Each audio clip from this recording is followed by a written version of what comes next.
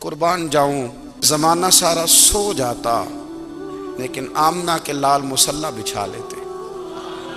دنیا سو گئی ساری، سب سو گئے، جو خدام تھے وہ جو غلام تھے وہ سو گئے. صحیح مسلم نے لفظ ملیں گے، سیدہ پاک فرماتی ہیں او میرے نبی کے غلاموں، میں نے یہ رنگ بھی دیکھا ہے کہ حضور نے اتنا کھڑے رہے، اتنا قیام کیا، اتنا قیام کیا کہ مقدس پیروں میں ورم آ گئے، سوج گئے پیر. اور ساری رات ہی حضور نے نماز پڑھی اور ایک ہی آیت بار بار دہرائی. مسجد نبی میں بلال حبشی نے فجر کی اذان دے دی اور حضور ابھی مصلی پہ تھے. کریم فارغ ہوئے، میں نے عرض کی یا رسول اللہ صلی اللہ علیہ وسلم آپ کے تو صدقے اللہ اگلے پچھلوں کے گناہ معاف کرے گا. تو حضور نے فرمایا عائشہ تم نے گنوایا ہے نا میرے اللہ کی مجھ پر کتنی رحمت ہے. افلا اکون عبدا شکورا، فرمایا اگر اس نے اتنی نعمتیں دی ہیں تو کیا میں اس کا شکر گزار بندہ نہ بنوں؟ میں شکر گزار بندہ نہ بنوں اس کا؟ پھر اگر اتنی نعمتیں اس نے دی ہیں، مجھے اتنا نوازا ہے، تو پھر میں اس کے سامنے سجدے نہ کروں؟ او میرے بھائی، بڑے قابل فخر لوگ ہیں ہم کہ ہم نبی پاک کے غلام ہیں. ہم قابل فخر ہیں کہ نبی کریم کے غلام ہیں. کیا کبھی اس غلامی کے شکرانے میں بھی 2 نفل پڑھے کہ یا اللہ تیرا شکر ہے تو نے ہمیں حضور کا غلام بنایا ہے؟ یاد رکھیں کہ اپنی روحانی زندگی کو آباد کریں، استغفار پڑھیں، تسبیحات کریں. حضرت عبداللہ ابن عمر کو نبی پاک نے فرمایا تھا راجل صالح، یہ نیک بندہ ہے، یہ متقی آدمی. حضرت عبداللہ ابن عمر رضی اللہ تعالیٰ عنہ سیدنا فاروق اعظم رضی اللہ تعالیٰ عنہ کے صاحبزادے ہیں اور ان کی ہمشیرہ سیدہ حفصہ رضی اللہ تعالیٰ عنہ حضور کی زوجہ محترمہ. ایک دن اپنی ہمشیرہ سے کہنے لگے کہ نبی کریم صلی اللہ تعالیٰ علیہ وسلم گھر میں آئے نا، اور اگر حضور غم امت میں پریشان نہ ہوں، طبیعت کو حشاش بشاش دیکھو، تو ذرا پوچھنا تو صحیح حضور کا میرے بارے میں کیا خیال ہے. حضرت عبداللہ ابن عمر رضی اللہ تعالیٰ عنہ کے بارے میں پوچھا تو سیدہ فرماتی ہیں کہ نبی کریم صلی اللہ تعالیٰ علیہ وسلم نہ زیر لب مسکرائے اور فرمایا حفصہ تیرا بھائی ہے تو اچھا،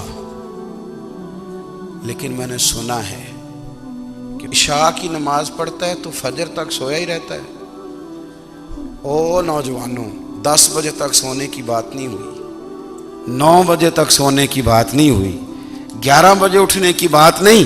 حضور فرمانے لگے میں نے سنا ہے کہ عشاء کی نماز پڑھ کے سو جاتا ہے اور فجر تک سویا ہی رہتا ہے، اسے چاہیے کہ تہجد کے وقت اٹھا کرے، اللہ کی بارگاہ میں حاضر ہوا کرے، آہوزاری کرے، سجدے کرے، عبادت کرے. اٹھتا ہے اور فجر میں جا کے اٹھتا ہے.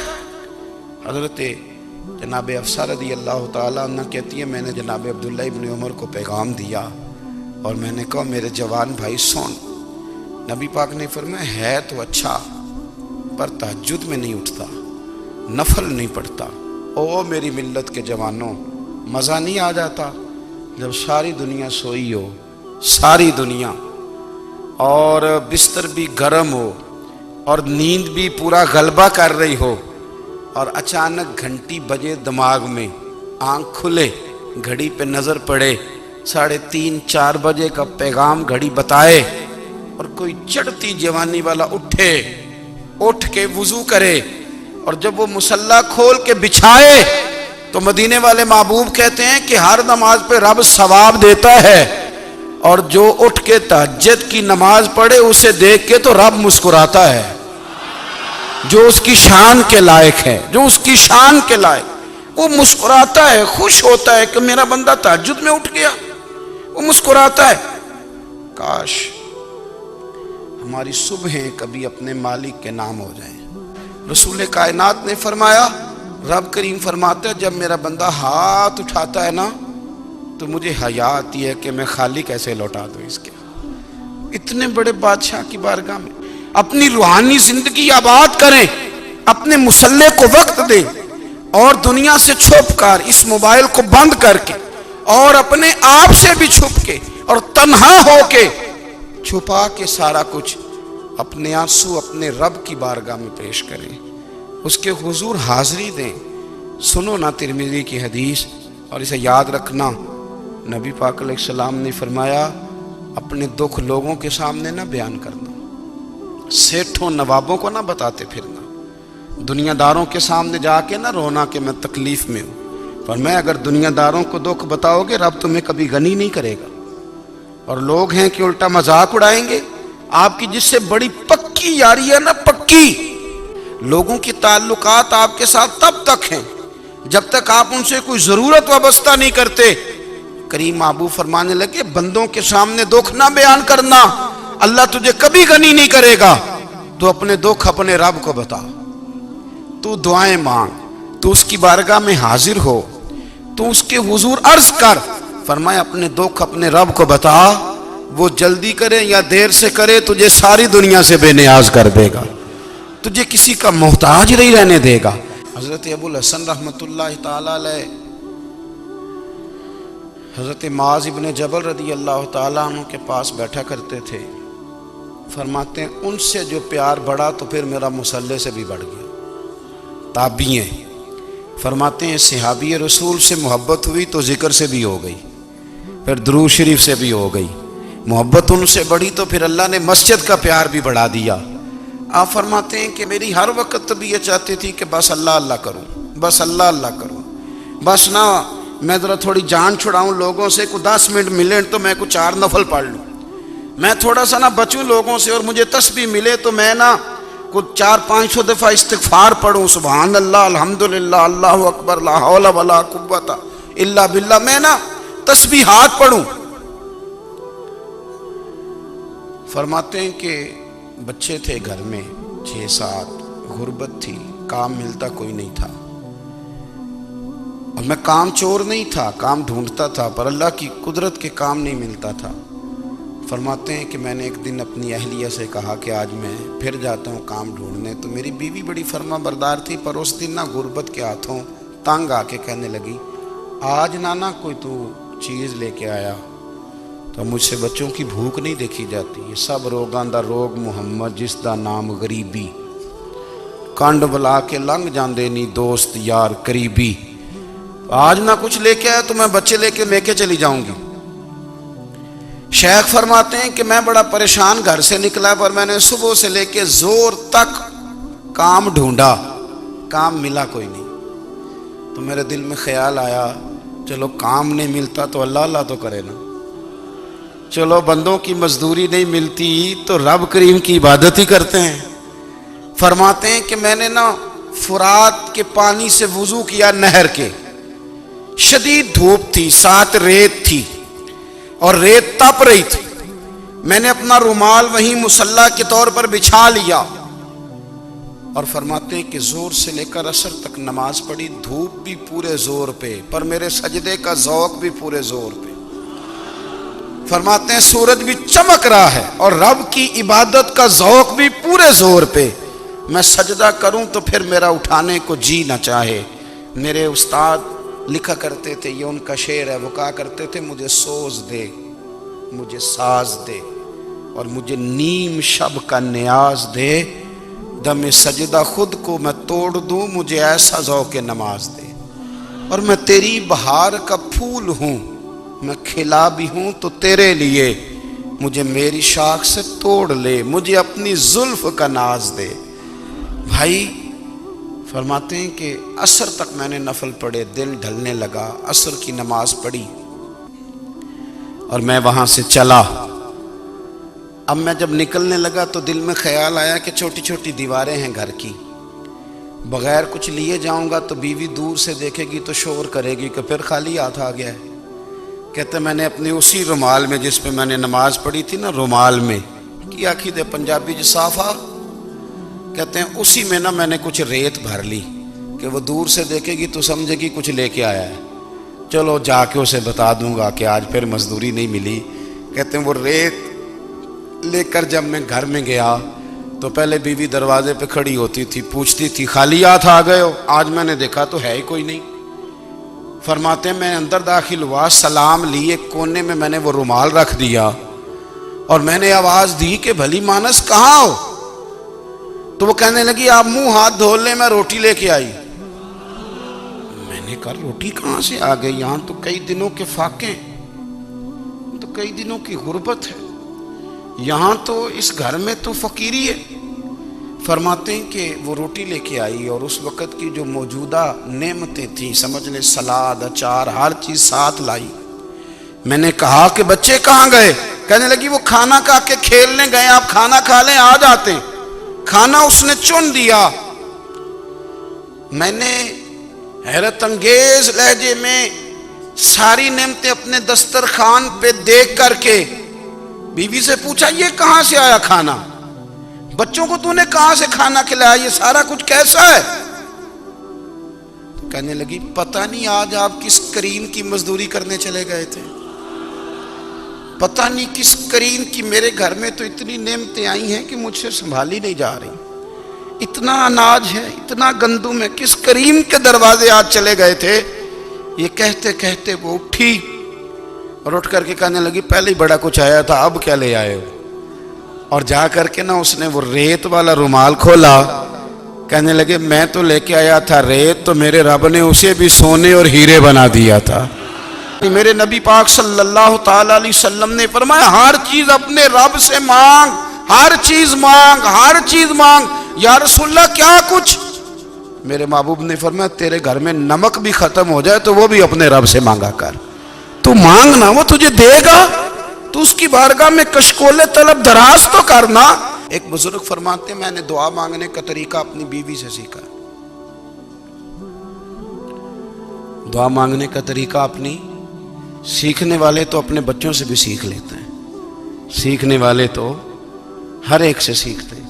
وہ کہتے ہیں میں نے دعا مانگنے کا سلیقہ اپنی بیوی سے سیکھا ہے. حضرت وہ کس طرح؟ فرمانے لگے میری بیوی نے نا مجھے کوئی کام بتایا, کچھ پیسوں کی ضرورت کے لیے کہا, تو میں نے اسے کہا کہ بھئی ابھی میرے پاس نہیں ہے, کچھ دنوں میں آتے ہیں تو میں دے دوں گا. عورتوں کی عادت ہوتی ہے وہ بار بار یاد کراتی ہیں. 2-4 دنوں کے بعد پھر اس نے کہا حضرت وہ میں نے کہا تھا کچھ پیسے, میں نے اسے کہا کہ ابھی میرے پاس نہیں ہے, کچھ دنوں میں ملتے ہیں تو میں تمہیں دے دوں گا. اس نے کچھ دنوں کے بعد پھر کہا حضور وہ میں نے کچھ پیسے کہے تھے. فرماتے میں نے ڈانٹ دیا, میں نے کہا کہ کیا تو روز مجھے شرمندہ کرتی ہے, کہا نا میرے پاس نہیں ہے, ہوں گے تو دے دوں گا, تو روز یاد کراتی ہے. فرماتے ہیں اس نے پہلے تو میری ڈانٹ کو سہا,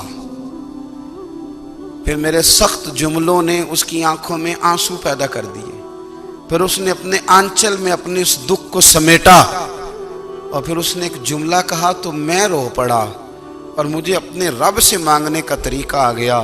مجھے کہنے لگی حضرت جی آپ نے ڈانٹ دیا, میں نے سہ لیا, پر آپ بھی میرے شوہر ہیں, بتائیں نا آپ سے نہ کہوں تو میں کس سے جا کے کہوں. فرماتے ہیں میں رو پڑا اور میں کھل کے رویا اور میں تڑپ کے رویا, اور پھر میری سسکیاں بند گئیں. تو مجھے کہنے لگی آپ کو کیا ہوا؟ میں نے کہا مجھے بھی دعا مانگنی آ گئی ہے. جب میں اسے کہوں گا نا اللہ تو ہی میرا رب ہے, میں تجھ سے نہ کہوں تو میں کس سے جا کے کہوں؟ میں کیوں کسی بندے سے سوال کروں, میں کیوں کسی دنیا دار سے کہوں؟ میں تیرے بندوں کا, نیک بندوں کا وسیلہ لے کے, تیرے محبوب کی غلامی لے کے تیری بارگاہ میں آیا, تجھ سے نہ مانگوں تو کس سے مانگوں؟ سمجھ آ گئی ہے جب میں اس رنگ میں مانگوں گا تو پھر رب میرے اوپر بڑا ہی فضل فرمائے گا, وہ میرے اوپر بڑی رحمت کرے گا, وہ میرے لیے آسانیاں کرے. عزیز دوستو ہم اس طرح کرنے لگ گئے ہیں کہ ہم نے نا اپنے تعلقات پر اعتماد کرنا شروع کر دیا ہے. میرے تعلقات بہت ہیں. ہم نے اپنی دولت پر اعتماد کرنا شروع کر دیا ہے, میرے پاس دولت بہت ہے. ہم نے اپنے علم پر, اپنی شہرت پر اعتماد کرنا شروع کر دیا ہے کہ میرے پاس فلاں چیز بہت ہے. یاد رکھنا جب بے نیاز اپنی صفت بے نیازی دکھاتا ہے تو بڑی بڑی دولتوں والے مجبور نظر آتے ہیں. بھائیو جب انسان کا رشتہ اپنے مالک کے ساتھ ہوتا ہے پھر تو غم بھی کچھ نہیں کہتے, پریشانیاں بھی کچھ نہیں کہتی, پھر تو زندگی صبر والی, پھر تو زندگی توکل والی, پھر تو زندگی بھروسے والی. پھر انسان اپنے آپ کو رسوا نہیں کرتا, دنیا داروں سے امیدیں اس کی ختم ہو جاتی، امیدیں اللہ رسول سے لگا لیتا ہے، مضبوط ہو جاتا ہے، مضبوط طاقتور ہو جاتا ہے، خوددار ہو جاتا ہے، باوقار باعزت ہو جاتا ہے۔ حضرت عبداللہ ابن عمر رضی اللہ تعالیٰ عنہ حضرت عمر کے صاحبزادے ہیں، مکہ مکرمہ میں ان کی قبر ہے۔ میں نے جب انہیں پڑھا تو مجھے ان سے بڑا پیار ہو گیا، لیکن آپ کو پتہ ہے وہاں جا کے کسی شخص کا مزار تلاش کرنا یا پوچھنا ایک مشکل کام ہوتا ہے۔ تو ایک دفعہ میں مکہ شریف میں حاضر تھا، تو ایک گاڑی والا ڈرائیور مجھے کہنے لگا کہ مولانا میں آپ کو جانتا ہوں، مجھے آپ سے محبت ہے، ایک بات بتاؤں آپ کو؟ میں نے کہا بتاؤ۔ کہنے لگے حضرت عبداللہ ابن عمر کی قبر دیکھنی ہے۔ میں نے کہا یہ تو نہیں کہہ رہا، یہ کسی نے بندوبست کرایا ہے، یہ اللہ نے تیرے دل میں بات ڈالی ہے، یہ ہو گیا، تو لے چل مجھے۔ حضرت بہلول دانا رحمۃ اللہ علیہ بیٹھے تھے، تو ہارون رشید حج کر کے آ رہا تھا، تو رستے میں حضرت شیخ سے ملاقات ہو گئی، تو السلام علیکم کے بعد کہنے لگا حضور کوئی حکم ہو تو بتائیے گا۔ تو حضرت بہلول دانا فرمانے لگے تیرا رب کون ہے؟ اس نے کہا اللہ۔ تو فرمایا میرا کون ہے؟ کہا اللہ۔ فرمانے لگے تو بڑا ہی بیوقوف ہے، کیا تو یہ سمجھتا ہے کہ رب ہارون رشید کو تو دے گا اور بہلول دانا کو بھول جائے گا؟ تیرا بھی وہی رب ہے، میرا بھی وہی رب ہے۔ اس نے اگر تجھے دے کے آزمایا ہے تو ہو سکتا ہے مجھے نہ دے کے آزما رہا ہو۔ جب اس کی حکمت کے تقاضے ہوں گے تو عطا کرے گا اور دے گا، تو جا اپنا کام کر۔ بھائی اپنی روحانی زندگی، اپنی عبادات، اپنے وظائف، اپنے روزمرہ کے معاملات، اپنی دعائیں، اپنا استغفار، دیکھو کوئی مشکل کام تو نہیں، 2 رکوع ہیں سورہ واقعہ کے، اگر رات کو پڑھ لی جائے تو۔ میں کس طرح یہ بات بیان کروں کہ تعویذ بانٹنا آسان ہے اور وظیفہ بتانا مشکل ہے۔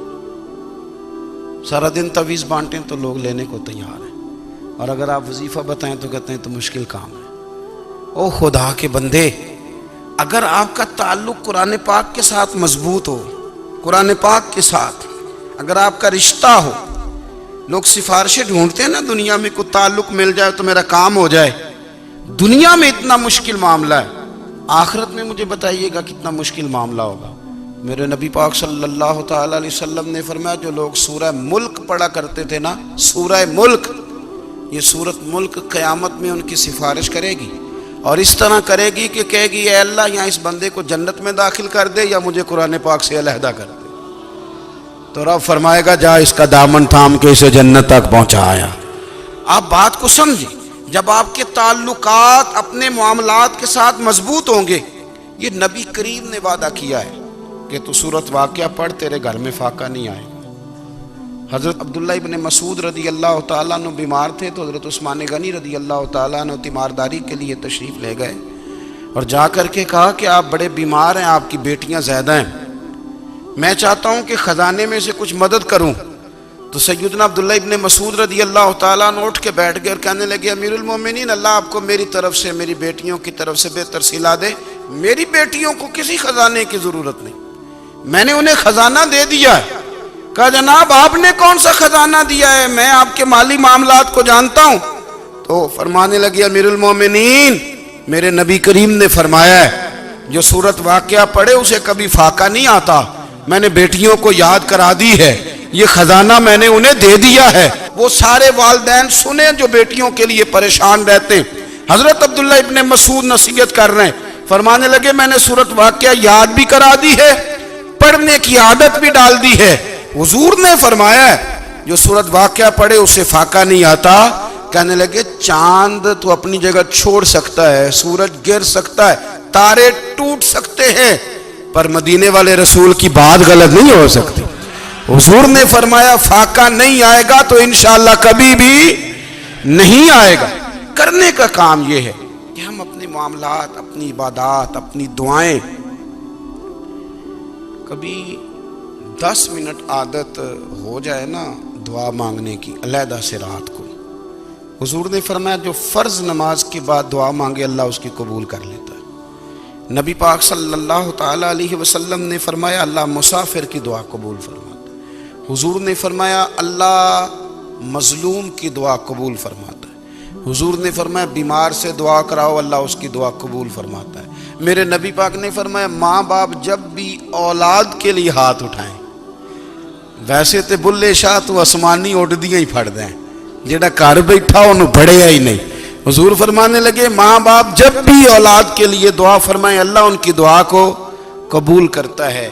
آپ اپنا تعلق بنائیں، دعا کے ساتھ، عبادت کے ساتھ، مصلی کے ساتھ رشتہ بنائیں، استغفار پڑھیں۔ صلاح الدین ایوبی صلیبی جنگوں میں تھے، رات کو مسجد اقصی میں نماز پڑھی تو پریشان تھے۔ ایک بزرگ سے ملاقات ہوئی تو وہ کہنے لگے کہ آپ بڑے پریشان ہیں۔ کہنے لگے حضور پریشان اس لیے ہوں کہ پہلے ہی مسلمان کمزور ہے، اب میں نے سنا ہے دشمن کا ایک بحری بیڑا وہ جنگی سامان سے بھرا ہوا آ رہا ہے، تو اب ان کے پاس اور تلواریں اور نیزے آ جائیں گے، مسلمانوں کے پاس پہلے ہی وسائل کی کمی ہے، پریشان ہوں کس طرح کر کے مقابلہ کریں گے۔ یہ بات کہتے ہی صلاح الدین ایوبی نے بزرگوں سے کہا حضور آپ بھی دعا کرنا، دعا کی بڑی طاقت ہے۔ میرے نبی پاک نے فرمایا دعا مومن کا ہتھیار ہے، دعا مومن کا۔ حضور نے فرمایا تقدیر کو سوائے دعا کے کوئی چیز نہیں بدل سکتی، دعا مومن کا ہتھیار ہے، یہ کافر کے پاس کوئی نہیں، یہ ہتھیار ہے مومن کا۔ اللہ کرے آپ کو سمجھ آئے، پھر سنیں، کئی بار کہہ چکا ہوں یہ ہتھیار ہے۔ کافر کے مقابلے میں جو تیرے پاس سب سے بڑا ہتھیار ہے وہ دعا ہے۔ دعائیں کرانی چھوڑ دی، کرنی چھوڑ دی، لینی چھوڑ دی۔ حضرت سیدنا انس بن مالک رضی اللہ تعالیٰ عنہ فرمایا کرتے تھے میں نے وہ رنگ دیکھا ہے جب حضور دعا مانگتے تھے اور حضور کی مقدس آنکھوں میں آنسو بھی ساتھ ہی بہا کرتے تھے، میں نے وہ انداز دیکھا ہے۔ تو صلاح الدین ایوبی بزرگ سے کہنے لگے آپ بھی دعا کیجیے، اور خود رونے لگے اور سر سجدے میں رکھ کے رونے لگے، اور عشاء سے لے کر فجر تک روئے، خوب روئے۔ صبح وہ بزرگ آئے تو صلاح الدین ایوبی کا خوبصورت اور ہنستا ہوا چہرہ دیکھا، کہنے لگے آپ بڑے خوش ہیں، رات تو میں نے بڑے روتے ہوئے دیکھا تھا۔ تو کہنے لگے حضور وہ جو بحری بیڑا آ رہا تھا نا وہ پانی میں ڈوب گیا ہے، اب وہ نہیں آ رہا، ابھی خبر آئی ہے تو میں بڑا خوش ہوں۔ بزرگ کہنے لگے اوٹ سینے سے لگ اور سن ایک بات، وہ بحری بیڑا پانی میں نہیں ڈوبا، وہ تیرے آنسوؤں میں ڈوب گیا ہے۔ وہ جو تو رات رویا ہے نا رب کریم کی بارگاہ میں تو وہ ڈوب گیا ہے۔ بھائی اپنا مصلی کا، عبادت کا، وظائف کا، اللہ اللہ کا سلسلہ اس کو مضبوط کریں، اپنی دعاؤں کے تعلق کو مضبوط کریں۔